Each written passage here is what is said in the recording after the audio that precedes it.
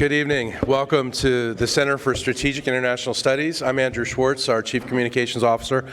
I would say that winter is coming, but that's become a political statement, so I won't say that. We have the greatest all-time CSIS all-star panel ever assembled, so I can see why everybody braved the cold and came out for this. I'd like to thank our amazing sponsor, the Stavros Niarchos Foundation, that makes this possible and has made this possible for almost a decade now, this amazing series. I'd like to thank our partners at course TCU, the Schieffer College of Communication, for their amazing support over the years as well. And with that, I'd like to give it to the ultimate horned frog, TCU's own Bob Schieffer, and CSIS's own Bob Schieffer. You know, the great thing about doing a panel, this is not like on TV sometimes. These panels really are experts. Everybody is an expert in their own field. And we just thought it would be great to just kind of get this group together, some of CSIS's best in their field, and get them to tell us what we think the election meant. You know, there was the talk of this blue wave, a Democratic sweep before the election, but by the end of election night, the waters may have been a little bluer. Democrats took the House, but Republicans kept the Senate, but the waters were still fairly calm. But that's over a week ago, and as we know these days, things can change quickly. A week after this election, as the results continue to come in, it may not have been a tsunami, but obviously the surf was up. If trends continue, Democrats may flip more House seats than in any midterm election since 1974, and you will remember that was the midterm after Richard Nixon had just resigned. Republicans toppled 3 Democratic senators, but Democrats won 2 Senate seats previously held by Republicans, 1 in Arizona of all places, and 2 are still yet to be decided.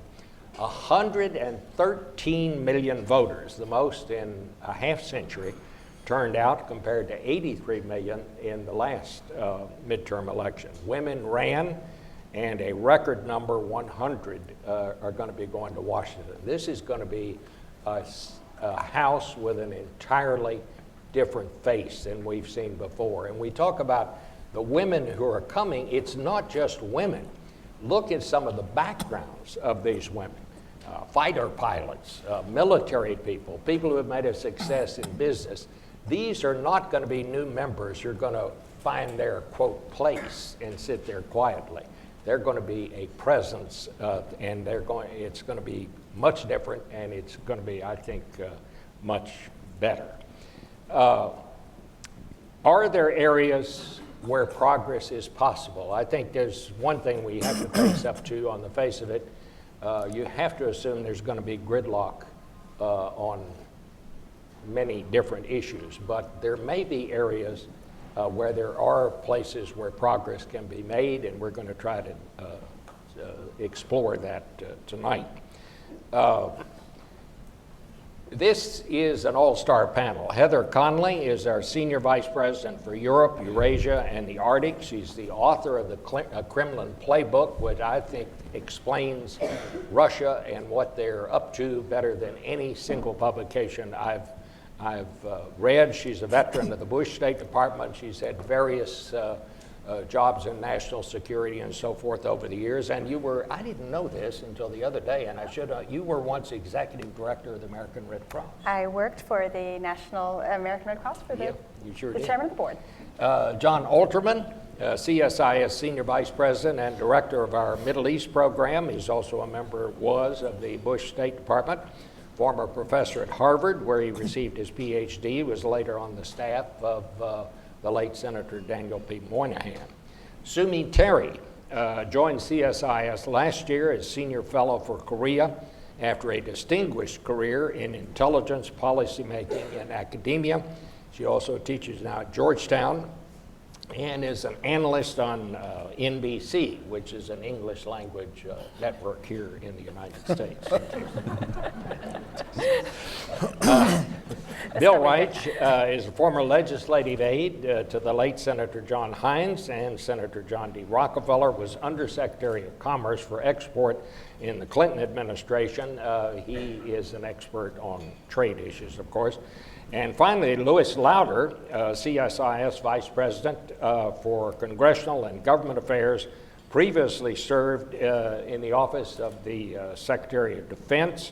And the reason we've asked him here tonight is that he's part of the CSIS team with Kathleen Hicks and Colin McElhenney, who put together a massive study on where they thought, and this is a study that's been going on for about a year, I think, where they thought this new Congress would be going. I mean, the question they were trying to answer is, are we going to be a more isolationist country, or are we going to be an internationalist country? So, Louis, I want to just start with you and tell us a little bit about this study, and also tell us what we all want to know.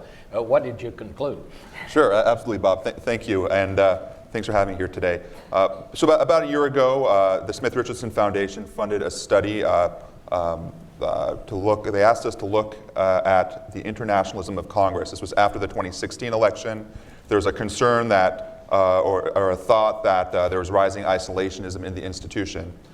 So what we endeavored to do was to look at the current Congress, look at the last 10 or so years in policymaking in the institution, analyze the motivations of members in foreign policy, what drives members. We came up with some recommendations on how to improve the institution. The centerpiece, though, was to develop a series of archetypes built around the current Congress. We looked at 50 members of Congress, bipartisan, bicameral. We tried to make it as representative as possible, looking not only at foreign policy-focused members, but members who are sitting on various committees in both the House and Senate. We looked at their statements, we looked at their speeches, we looked at their social media work. We asked questions about their positions on trade, on use of force, on foreign assistance, on security assistance, on alliances, on multilateralism. We gathered the data, we looked at where they clustered, then we went to as many of the offices as we could, we talked to their staff, and we got these groups together, and what we found were all three groups were bipartisan, and two of the three groups were fairly internationalist. So the first group, which is the largest group, we call order-driven. And order-driven members, we had emblematic members for each group. We had John McCain from Arizona, the late John McCain, and Steny Hoyer, who is the likely next House Majority Leader, as emblematic members there. They support American-led international liberal world order. They have proclivity to support use of force, strong supporters of the U.S. military, strong supporters of alliances. The second group we call values-driven, emblematic by Senator Chris Murphy from Connecticut and Congresswoman Ann Wagner from Missouri. These values-driven members, their foreign policy perspectives were driven by an association with values. It could be different kinds of values, human rights, religious values, or democracy promotion, for example. They were less supportive of use of force, strong supporters of multilateralism. And the third group we call limits-driven, which was the smallest group, and those were represented by Senator Manchin from West Virginia and Mo Brooks from Alabama. I wouldn't call them an isolationist group. That would be the common perception. There were a range of views. There are actually some pretty pro-trade members in that class of group, but they were concerned that we were overextended in terms of the use of our military and foreign assistance. You can look at the report and get more into the methodology. But the bottom line is, we looked at the current Congress, we found the majority, actually 45 out of the 50 are in those first two groups, fairly internationalist, though with different perspectives. They also are all bipartisan, split between Democrats and Republicans in each group. So what that tells us is that the institution is interested in engaging in the world, and that foreign policy is inherently not a partisan issue. While there are partisan debates, it's not inherently a partisan issue. So going forward, even in a divided environment, there's opportunity for Democrats and Republicans to work together. All right, so what I want to ask all of you now is kind of in your universe, or outside it if you feel you need to do that, tell us what you think is the greatest challenge facing American foreign policy today. Heather, I'll just start with you. Well, in my universe, I'm sort of, it's different sides of the same coin. So absolutely, in my universe, Russia is the challenge, and we need a unified approach with our allies to manage that challenge, because it's a challenge that is designed to work internally to our countries as well as threaten our security. The INF treaty, unclear whether we're embarking on an arms race with Russia, their policies in Syria, what they're doing, whether that's, using Novichok poisoning on a NATO member. So that Russia challenge. But I think what has become so clear to us over the last several days with President Trump's visit to Paris, we are proactively trying to distance ourselves from our closest allies, whether that's by imposing tariffs or getting into a war of words with them. And the more we distance ourselves from our allies, that is where our adversaries, that's what they want. They want to isolate the US. We're self-isolating. And for Mr. Putin, if he can separate us from Europe, and then if he can start helping Europe, which is already in a very tumultuous period of tearing itself apart, Mr. Putin has to do very little. We're doing this to ourselves. So the last several days have been devastating for allied cohesiveness as we head into President Trump's meeting with President Putin on the margins of the G20 meeting. And after the events in the Helsinki summit, we saw where Congress went into action with a lot of legislation that continued to sanction Russia, very much based on the president's meeting with President Putin in Helsinki, as well as his performance at the NATO summit. So I would say both of those working together. John? I do think that issue of how difficult it is to be an ally of the United States now is at the core. A lot of what we're trying to do in the Middle East and trying to deter Iran or isolate Iran or everything else involves working with allies. And our allies, frankly, have no idea where we're going. They have no idea how to anticipate our actions and therefore how to help us if they want to be helpful. And this comes up when I talk to people in the Middle East. It comes up when I talk to Europeans about the Middle East, where they have interest, when I talk to Asians about the Middle East. Our adversaries are certainly off balance, because I was in Moscow in China a week and a half ago, and they're certainly off balance. But what I find disconcerting is when I was upstairs earlier today meeting some colleagues from Japan, they were perhaps even more confused than the Russians and the Chinese. And I think when your closest allies are more confused than what your national defense strategy identifies as your most likely adversaries, it's time to rethink the strategy. I want to make sure I want to understand. I heard exactly what you said. You said our main challenge is that it is becoming more and more difficult to be an ally of the United States. And to me, I mean, that's a headline. To me, it's manifested in our bilateral relationship with Canada, which is this spectacularly intimate, broad and deep relationship that involves people spanning the border and trade spanning the border, investment spanning the border, and intelligence cooperation, law enforcement cooperation, all these things. And we're having fights with Canada. And I don't understand it. I just don't. I mean, of every country in the world wishes it had a relationship like the normal US-Canadian relationship. And I can't think of a single country that has as good a relationship as that relationship normally is. Sumi? Well, obviously my world is North Korea, and North Korea continues to pose a challenge for us. I don't know if you've been following the news, but CSIS just released a report on Monday where we identified 13 out of 20 missile operating bases in North Korea that's undisclosed, and we went in deep on one side using commercial satellite analysis, and New York Times ran a front page story on this, calling it great deception. The president himself tweeted about this yesterday, saying, we don't actually have a problem with North Korea. I'll tell you all about it if I do. I'll be the first person to tell you. This is kind of a version of, are you going to believe me or you're right, or and he you're called lying? it a fake news, New York Times piece of fake news. But the issue is, this is a problem when in the aftermath of the Singapore Declaration, because what that produced was a very vague aspirational statement, that there was no agreement of any kind with North Korea. So we still have the same challenges and same constraints that we've had with North Korea. We still don't have an agreement on the definition of denuclearization. We don't have an agreement on sequencing. North Koreans are saying, look, in the Singapore Declaration, we said, number one, we will try to end the hostile relationship. Number two, we'll try to normalize relations. Number three, only if then we'll work towards denuclearization of the Korean Peninsula. So North Koreans are saying, look at the sequence. You need to give us a peace declaration. You need to give us relaxation of sanctions to show us that you don't want hostile relationship, we're normalizing relationship before we can move towards denuclearization. What we are saying is, no, you have to show us a concrete denuclearization steps like declaration of their nuclear missile inventory and their facilities.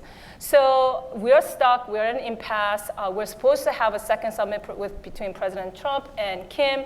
We're not sure if we can, how we're going to overcome this. And part of our effort on disclosing these missile sites is we're saying, hey, North Korea, you keep saying that declaration, giving us, United States, a declaration is such a big deal for you because North Koreans are saying, we're basically giving you a target list if you give a declaration. What we are saying is, look, just using commercial satellite alone, we are able to identify all these missile bases and look, this is really excellent analysis, and intelligence community knows a lot more. So if we're going to get to the next step of getting declaration from North Korea, they better step up and give us a decent declaration. No one actually thinks they're going to give us a complete declaration, but let's start with a decent declaration of their stuff. And Bill, I'm going to skip over you, Louis, but Bill, you're our trade guy, so what do you see here? Well, in the trade world, clearly the biggest challenge is China. And I think there's a widespread view, which has bipartisan support in the Congress, that the president's diagnosis of the problem is correct. Forced technology transfer, subsidies, intellectual property theft, discrimination against foreign companies operating in China. There's a feeling that that's a correct diagnosis, that the problems are serious, and they are harmful to our national security and also to our economic competitiveness. The debate is over the prescription. There's a good number of people that feel that the president's prescription, which is tariffs, is both ineffective and produces a lot of collateral damage. Between the tariffs themselves and the Chinese retaliation, there's a lot of people, particularly in the Midwest, farmers that are being hard hit by this. So there's a debate over the prescription. One of the things that is missing so far relates to exactly something that John said.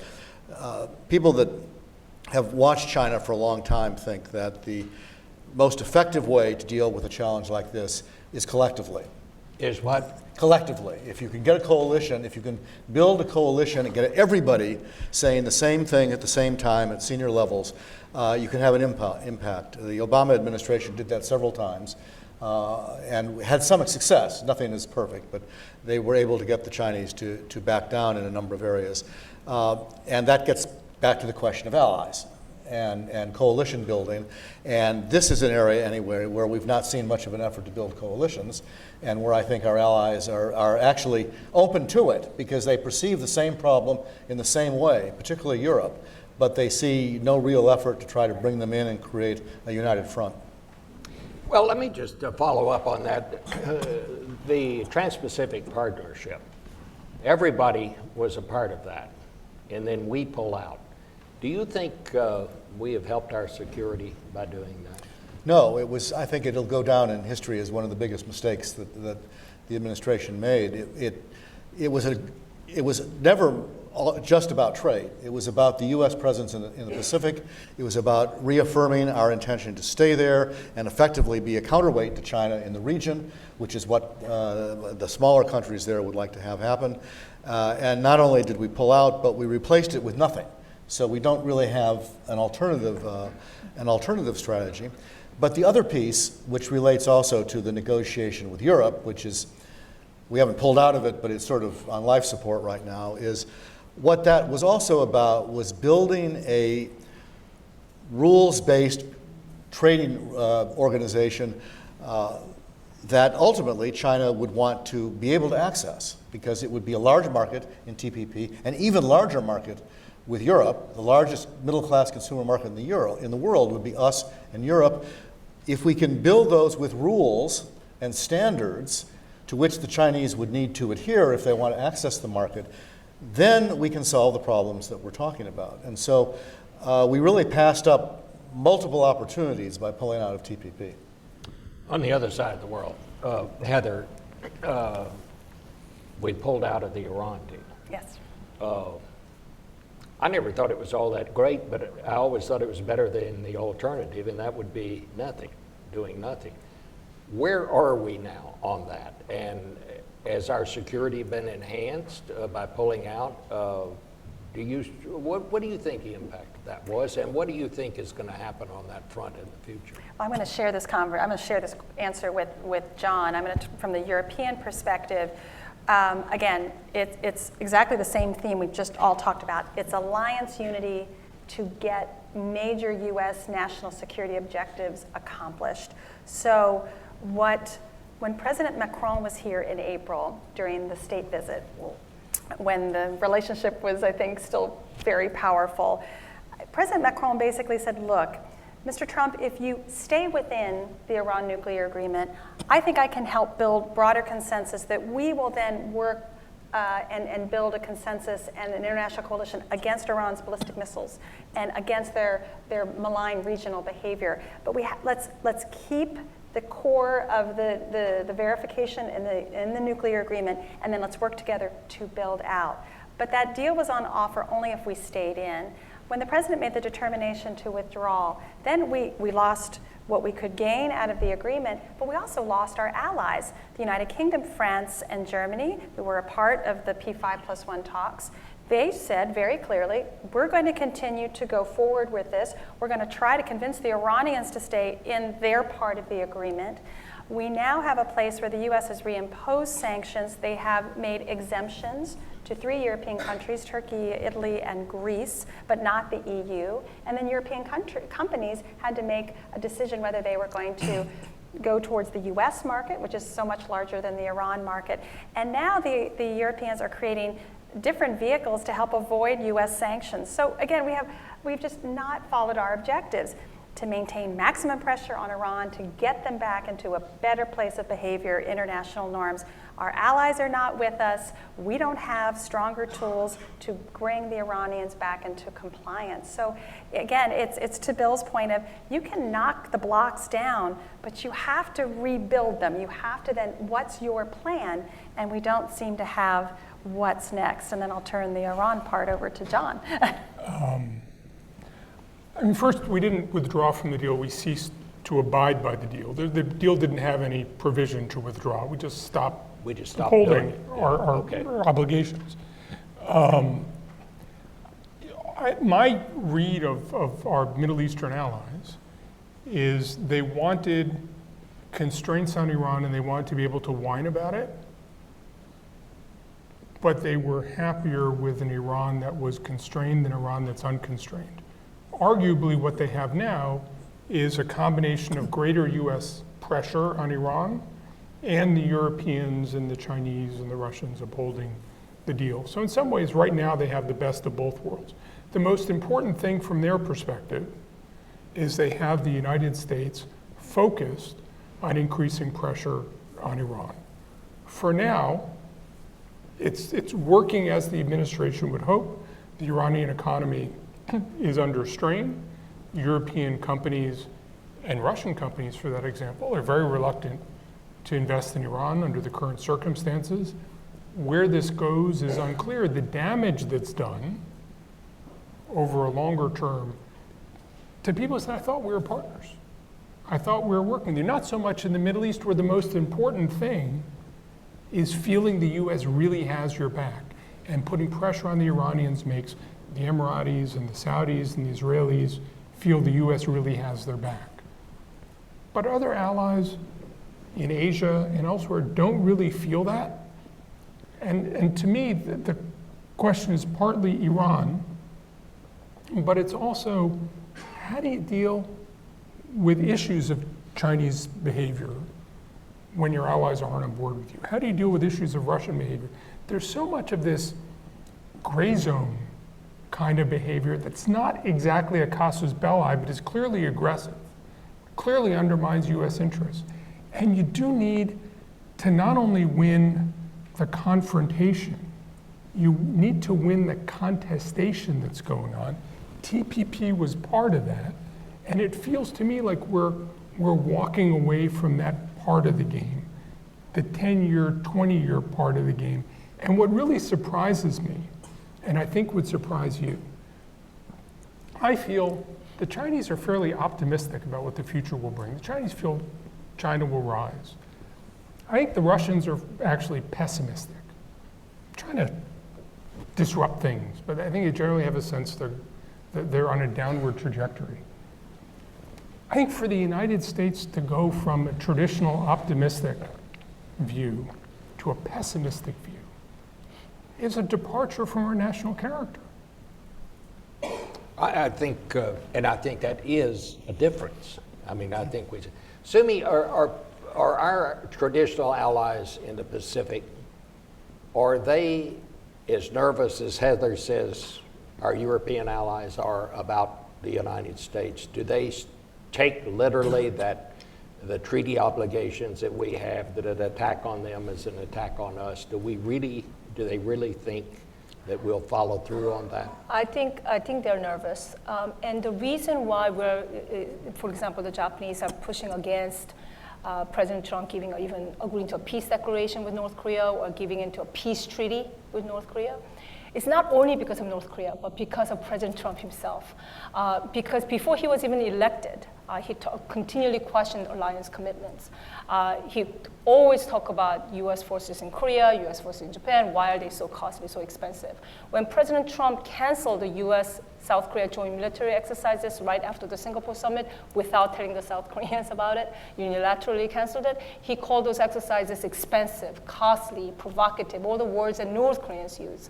So I think there is anxiety there that the commitment is not the same, or that he could agree to, particularly with North Korea. And this is why North Koreans have been pushing to have that second summit with Trump, because they believe that they can get a best deal out of president. And there is a concern that he could either make a deal on just an intercontinental ballistic missile that does not protect Japan and South Korea, or agree to something like a peace treaty that will unravel the alliance commitments. Lloyd, you've spent a lot of time now thinking about the Congress and what it's going to do. Where do you see, or do you see any areas where there might be some sort of bipartisan cooperation here? No, sure. And I think there are many areas, and just to sort of build off of this idea of American identity and American leadership. The study we did, which looks at the current Congress, the largest group was this order-driven group that has a belief in that foundational idea of American-led institutions. If you look at this incoming class and the last few incoming classes, there's a cohort of members with significant national security experience. We're tracking 25 or so in this class for both parties. Military experience, as you mentioned, working senior national security, international trade positions. The last couple of cycles, there have also been a few of these, members like Michael Gallagher and Todd Young, Joaquin Castro, Seth Moulton. Those members are pragmatic. Their experience allows them to work across the aisle because they're confident, experienced professionals. They also have been trained in American history and have that deep understanding of of what the liberal international world order looks like. So that's why I believe there are these other forces out there, but there is still that foundational base. Larger political pressures affect it. There's that component. The other component is the threat perceptions. They're pretty bipartisan.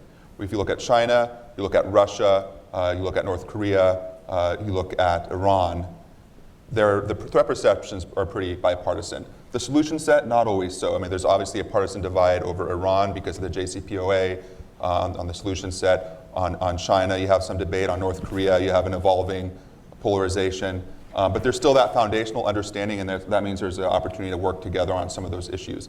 I think the issue where there's going to be the most bipartisan work, and including cooperation with the executive branch, will be on China, the challenges that are facing the country in terms of competition with China, because it cuts across so many spheres, and it's becoming a larger domestic political issue. And Bill, on trade, talk a little bit about North-South trade and About what? about North-South trade, what we used to call NAFTA, which the president has given a different name. Is this a different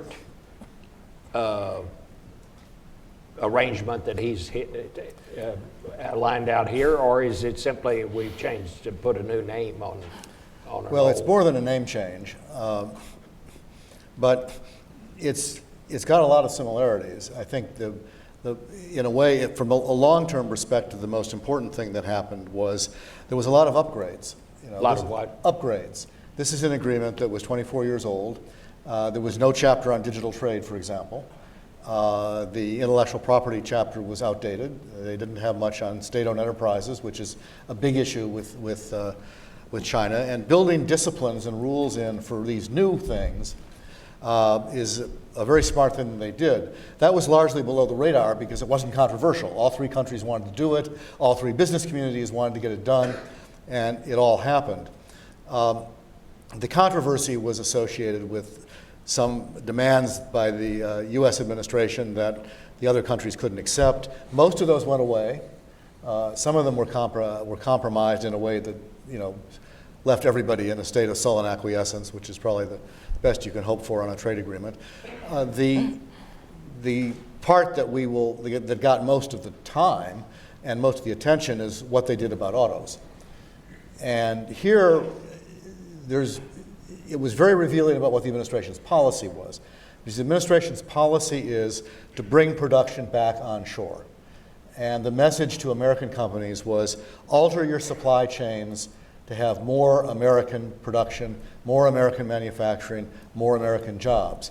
The message to American companies was don't invest there, invest here. And they've tried to develop new rules that will force that development. You're going to see that in future agreements as well. And that's going to be controversial because what you're telling companies is drop the efficient supply chains that you've developed and develop new ones that are probably going to be less efficient and and costly because you've got to change everything. You also got all these contracts in existence now. So there's a transition problem that's expensive, and then you end up with a less optimal outcome. And 5 or 10 years from now, I think people in the auto industry will tell you, we will be a less globally competitive industry than we are now. That moving production back here, it may create some jobs in this country, but what it ends up doing is producing a U.S. auto industry that is not in as good a position to compete in the world as the Japanese and the Europeans. Now, how will the new Congress, what do you think their attitude is going to be on these things? A lot of debate about that. I'm a bit of an optimist about that. But I think this is how it will play out. The Democrats, of course, will be critical because that's what they do. And they'll say, not good enough. And within the terms of the agreement, they'll focus on labor standards because the AFL-CIO is an important part of their constituency. And they'll say to Ambassador Lighthizer, go back to Mexico and do better on labor, which I think can be done. There's more to be gotten, and there'll be a new Mexican president that may be more willing to do that. So I think that's possible. If that were the only issue, and Ambassador Lighthizer comes back with an improved version, then the Democrats can say, hey, we made you fix it. It wasn't any good before. Now it's better. So a lot of us can vote for it. The Republicans will vote for it. The pro-trade Republicans will vote for it because it's an agreement. The anti-trade Republicans will vote for it because Trump says it's okay to vote for it. You know, he gives them cover. Nobody's going to be more protectionist than Donald Trump. The wild card, there's several, but the main wild card is that it doesn't have anything to do with trade.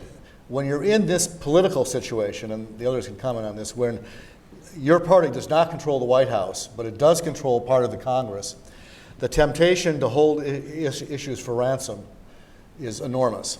A must bill comes up, a presidential priority comes up, this is one of them, and the Democrats are all going to think, what can we get for this? You know, what can we make him pay in order to pass it? And it won't be just about labor provisions in the agreement. It'll be about some other policy priority yet to be determined. And then we will have a lot of drama and a lot of arguing because there's a tendency for any party in that position to overplay its hand and ask for too much. And then there's a president who may very well call their bluff. And the one problem here is, you know, the worst case scenario in this whole thing is that we end up with nothing. That the president decides to withdraw from current NAFTA, and then the Congress defeats the new NAFTA, and then we have zero. That's a situation that nobody wants to have, and neither party wants to take the blame for it, which is why I think in the end, I'm optimistic they can work their way through all of this, but there's going to be a lot of drama along the way. It'll be fun to watch. So what is not fun to watch is what's happening down along the border. I think all of us have want that to work out. We all know we can't have just open borders, but somebody tell me what needs to happen down there. How do we need to work our way out of the situation where we are now? Volunteers? Well, what we have failed to do consistently is to develop a national immigration policy. And there is a deep division between the parties, and I think within the Republican Party on the subject, and certainly a lot of division between the president and many members of Congress over that. There was a genuine effort. President George W. Bush took an important step in that direction, but he couldn't get it through his own party. There have been bipartisan groups, particularly in the Senate, who've attempted to do that. And you know, they've gotten close, but not across the finish line. I think until we do that, until we can do that and create a policy and build kind of a consensus behind it, it's hard to see a resolution from what we've got now. I have to say, from watching Europe struggle with migration, and we issued a report that looked at how Europe had changed its own decisions about development assistance and border security and things like that. What is clear is that countries must confidently manage their borders. It's not an open or a closed issue. We have to know and seek the skilled labor that we need, but we have to manage them effectively. And what's been coming clear is that the politics of migration are so much more powerful than the reality of the migration. And what I've seen over the last several years, and this is very much, I think, what's happening here in the US, it's using the politics of this to drive fear, to make people, and again, when you look at the numbers, again, in Europe, for those that are using these fear tactics, they don't have migration coming into it, but they have been, their political leaders have been making their fellow citizens believe that the hordes are coming, that their way of life will come to an end. So the demagoguery of this issue, the politics of this issue, overwhelms the actual facts on the ground and that reality. And it's very hard once you open that Pandora's box. And now we're seeing this express itself not only in anti-Muslim sentiment, anti-Semitic sentiment, then it's the fear of the other.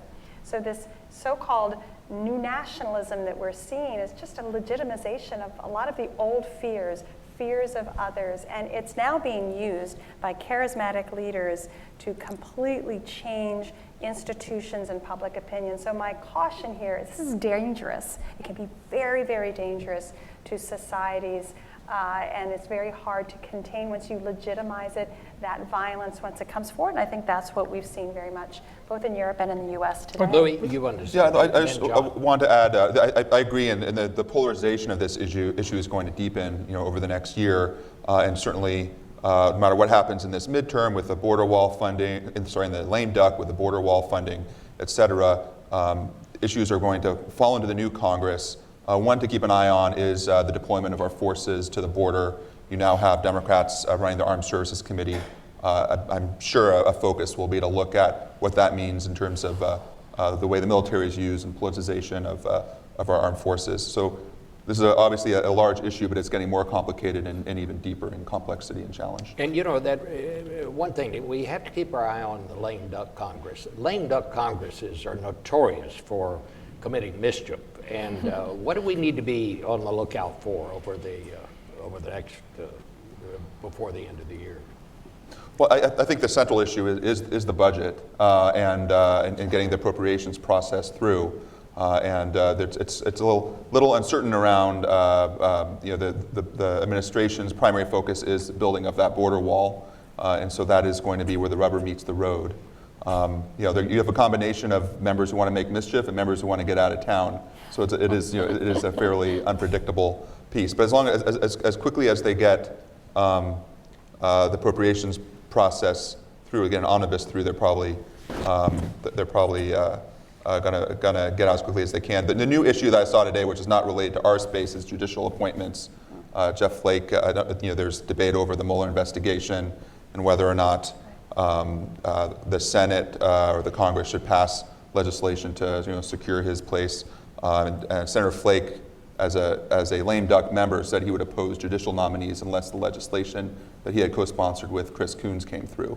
So you're already seeing some of that independent behavior from members on their way out. I mean, the other piece to keep in mind, that the president feels that one of his chief assets is an ability to keep everybody else off balance and to change the subject and to introduce new things. And when you talk about what Congress can do, when you talk about an actual policy toward immigration, the president is much more opportunistic. He's much more of a counterpuncher.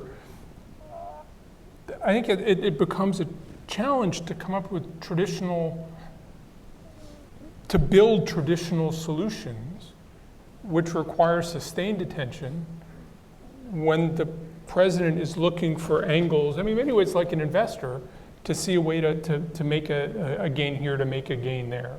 And I'm not sure that Congress has figured out, I don't think Congress will figure out how to either work with the president or work against the president. It feels like the president is the one who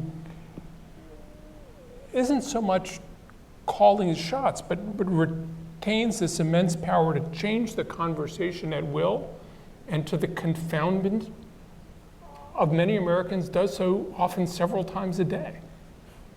Well, Glenn Thrush, who was with the New York Times, still is, said to me one time, we talk about the 24/7 news cycle, but he said, in Donald Trump's mind, it's a 1 hour news cycle. It's what he says in the first 15 minutes may have you cannot predict what he'll say in the second 15 minutes, and it may have had nothing to do with what he said in the previous 15 minutes. And it's a metaphor, but I think that's Which isn't at all to say that that. the administration doesn't have serious things that it's doing and Yes. serious accomplishments. And I think, I think we're in danger of overlooking the things that have gone right. And I think. What would you say? What would you list? I think one thing is just people not taking the U.S. position for granted, people thinking about what they want. I think in many ways the world would be more receptive to playing a more active role in the future because they don't take the United States for granted anymore. We have put the Chinese on notice on some of the trade issues in a way that certainly creates opportunities for gains in trade. I think there are, and we haven't harvested all the bad things that people predicted might happen. The JCPOA hasn't fallen apart. The Iranians haven't kicked up a lot of terrorism, and they haven't done a lot of things people thought Iran would walk away from the deal, and it hasn't. So the problem is when you're trying to do something constructive and build consensus and do something in a bipartisan way, and the president ends up being an obstacle to that.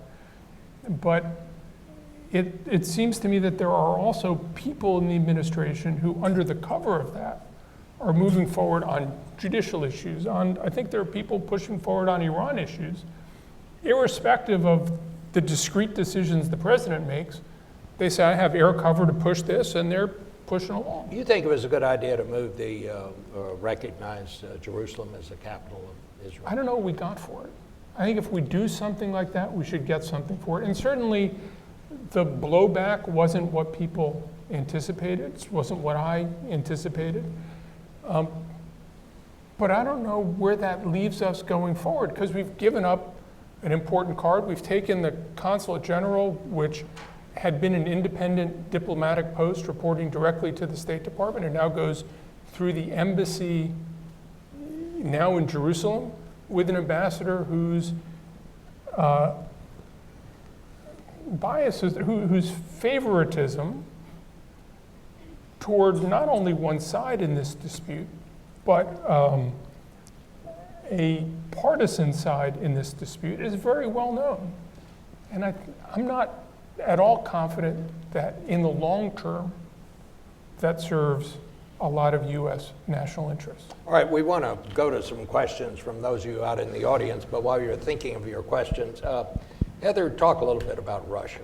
We haven't talked about that very much, and that's something you really know a lot about. Well, as I said, I think we've really been in this extraordinary holding pattern. After the Helsinki summit, we don't know where we are. I mean, it's very similar to what Sumi was saying. You have these incredibly high-profile meetings, but then what? What happens? What goes on? What's the policy? In fact, members of Congress feel as if they didn't even find out from the administration what the president exchanged with President Putin in Helsinki, and now we're going to go back into that cycle again. For me, I think the big for Congress will be the question of sort of the future of arms control. If the U.S. decides to formally withdraw from the INF Treaty, the question will be on where the status of the New START Treaty is. It needs to be extended. If we wish to extend it by 2021, we've had material violations by Russia of that treaty for many years, dating back to the Obama administration onward. So this is an incredibly complex set of issues. We need a policy. We need to have a whole of government policy, and we simply don't have that. But what we are doing is ratcheting up tensions. NATO just completed on Sunday the largest military exercise it has done since 1991. Russia was, shut down basically GPS for northern Norway and northern Finland. That puts civilians at risk for air traffic control and things like that. We are ratcheting this up, and we don't have a path forward. Clearly, the Mueller investigation will be a very important window into the transparency of this. And as I said, we're waiting to see. There's big pieces of legislation to punish Russia more severely following the Helsinki summit. It's unclear what that legislation would do. But I never thought, in my professional experience, that members of Congress would feel the need to legislate to prevent the president from withdrawing the United States from NATO. But that is in legislative text to try to prevent that eventuality from happening. So, where we go from here, I think we will all watch on the margins of the Buenos Aires bilateral meeting, both with President Xi, which I'm sure our Asian watchers are going to be following very closely, and with President Putin. But we simply don't know what the president will say, won't say, will promise, and then it feels like the rest of the cabinet has to come underneath that and, okay, what happened? What is the process? What was said? We just never not had that sense of transparency about what the president said. In fact, I was struck over the weekend finding out that the president talked to Theresa May over the weekend. The White House simply didn't report that. So it's hard to know how leaders are exchanging and what they're saying, that the lack of transparency is quite extraordinary. But if Mr. Mueller's investigation proceeds, I have a feeling we will find a lot more about the level of interference in the 2016 election, and then hopefully that will prepare us for preparing for the 2020 election. The other thing we do not know is whether the president will try to stop the Mueller investigation. And Exactly. I'm going to guess Exactly. off the top. Well, I'm not going to guess. I don't think anybody. You never win it. Yeah, I don't think anybody really knows. Okay, well, let's go. It's remarkable that 2 years into the administration, we still have debates about whether the president's tweets represent policy or not. Yeah, We still don't know. right here on the front row. Tell us who you are. Augustus Salzona, globalistic nationalist. I'm going to ask the first question here. First heard it here. Let's use in terms of foreign policy the new N word, and that is nationalism. I'd like to hear from any of you up there who feels you're qualified or at least have a strong enough opinion or passionate opinion regarding the effect of nationalism, whether it be globally speaking or here in the U.S., the effect on the 2020 elections and possible future foreign policy initiatives coming out of the current administration. I think it's an excellent question. Who'd like to address that? Nationalism. And look, I think every government has a responsibility to its citizens. To my mind, one of the great innovations of the US government in the 20th century was finding ways to get the world, and certainly other governments, to accept US primacy. Because we didn't take everything we could have gotten, and we were able to give other people a share in our prosperity that we would create, in a sense, genuinely, that this created a win-win world, not just for governments, but for billions of people around the world. To my mind, those kinds of international institutions are not an abdication of American strength. They are not an abdication of American power. I think they enhance American power. And I think to treat the world as if we were China, where everything is a bilateral negotiation with a weaker government, to my mind, doesn't serve the citizens of the United States. So I think you can both be a firm nationalist and patriot and support US not only adherence to, but broad support of international organizations, not only because they keep us out of war, not only because they help develop prosperous trade relationships, but because they create an acquiescence to American power, which enhances the lives of 330 Americans. Heather, do you think that's how the president interprets the word nationalism when he uses it? Well, I think he's still stinging a little bit from President Macron's lecture about the difference between patriotism and nationalism. And I think, to your point, there is a positive nationalism. It is a hopeful nationalism. It gets back to John's point of being a hopeful country, that we stand for something better and greater than ourselves, that by working together, this is the positive vision of America, the good guy. And so it is very difficult, because that is both our sense of self and what some perceive of us, that we now have a vision from our leader of that nationalism is very self-centered, it's very self-focused. We take first, and others are just trying to drain us or rip us off or reduce us. It's a different perspective. My concern about the rise of nationalism, as I particularly watch it in Europe, this nationalism is based on fear of and hatred of the other, and that other category group is very wide and very broad, and that's not what our American experience stands for. My other concern is politicians can play with this nationalism, and then you can lose control of it. And that's what I'm also witnessing in Central Europe. You can use it for getting everyone geared up and get out there and vote, and then you cannot control it once it is used. So this is what leadership is the most, we have to take these responsibilities so dearly.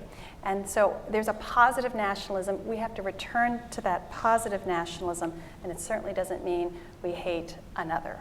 Another question. Okay, right here.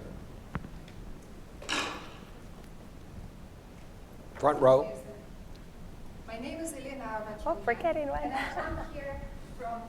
I'm a contractual language instructor at the Foreign Service Institute. So I know that you had a long-standing affiliation with the Department of State. I have a twofold question. The first part stems from my esteemed colleague, whose name I don't know, Hold the mic just up asked, close. regarding nationalism. Yeah. We're looking at Russia and Eastern Europe. There's something that is relatively consistent and quite predictable.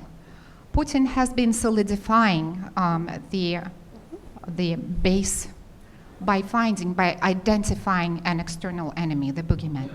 And at times it's the Chechens, and at times it's the mysteriously exploding apartment buildings all over Russia, all of a sudden. And then at another time, it would be the Georgians.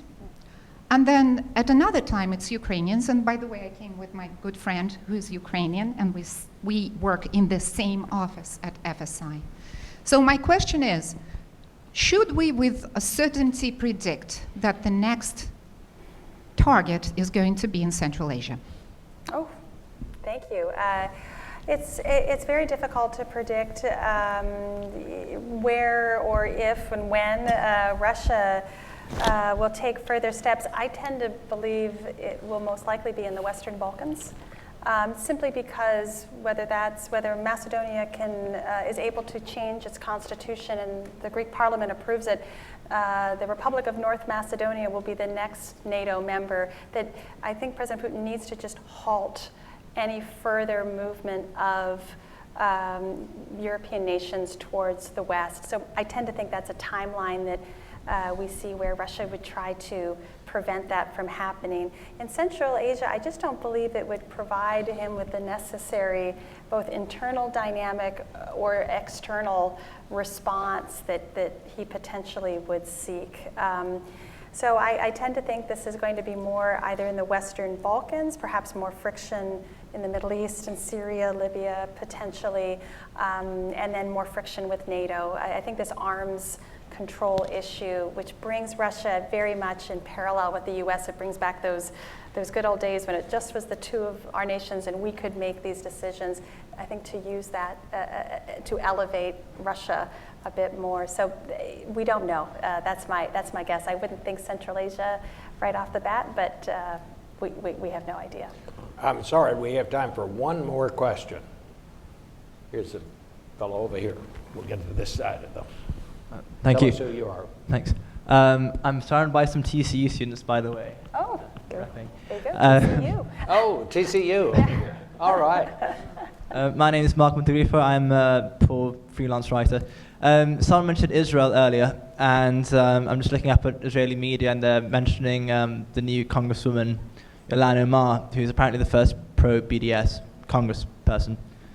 So I'm wondering, in light of that, also in light of the sort of emboldened far right in this country, especially with the anti-Semitic violence the past couple of weeks, how do you see the new Congress with sort of strong opinions on, I suppose, both sides, or at least both extremes on the sides, on both sides, how this new Congress is going to deal with the Israeli relationship and sort of the Middle East generally? Thanks. We have to repeat the question. I don't think the BDS movement has much resonance in Congress. This is boycott, divestment, and sanctions of Israel.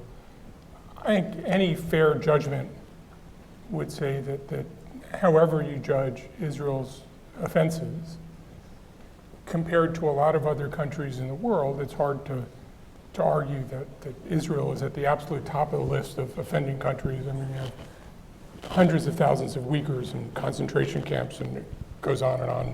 You know, we can talk about Russia, we can talk about a lot of countries. I don't think that, I think Congress is going to maintain its general support for Israel for quite some time to come. Where I think Congress is, and I don't think Congress is going to defend Iran and the Iran nuclear deal. I think Congress was always a little bit skeptical of the JCPOA, and there's no constituency for Iran in the United States. Where I think the Congress is likely to depart a little bit is I think the attitude towards Saudi Arabia is likely to turn sharper. There are any number of reasons why Americans in different areas and different groups feel hostility to Saudi Arabia, whether it's people who still believe the Saudi government was behind 9/11, to people who are nauseated by the suffering that's happening in Yemen, to people who are appalled by the absence of religious freedom in Saudi Arabia, to people who are hostile to the treatment of women in Saudi Arabia, on and on and on. Right? I mean, you have lots of different interest groups. I think the murder of Jamal Khashoggi and the initial refusal to acknowledge what had happened, I think has catalyzed a certain amount of opinion in Congress, which I think you'll see both in the lame duck and early in the next year. And it's going to be a way for Democrats to criticize the administration in general, to criticize the relationship of Mohammed bin Salman, the Crown Prince of Saudi Arabia, with Jared Kushner. It's embarrassing for the White House. I think the president's comment that, well, we're going to do this to maintain the $110 billion arms deal, which isn't really a $110 billion arms deal. I think, to my mind, this is going to be a theme, at least through the summer, that Congress is going to say, well, here's something in the Middle East that really we can all come together on. It's a common denominator issue. And to my mind, that's going to be the likely Middle East place that will get attention in the spring. Well, thank you all very much. On behalf of CSIS and TCU, we really appreciate you coming. There's one thing I know how to do. I know how to get off on time. So thanks for being here.